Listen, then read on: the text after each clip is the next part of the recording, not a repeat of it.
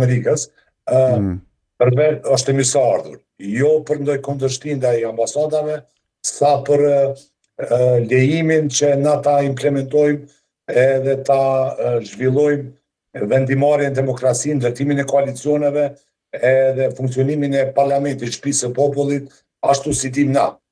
A mund vije momenti kur baba kyçet? Është evidente që mund vije. Shpresoj që të kyçet në këtë rast presidentja, edhe mos kemi detyruar prap të bëhemi hori botës edhe ta luajmë shtetin, mos kemi në gjendje krijojmë, zgjedhim së paku edhe një krye parlamentar.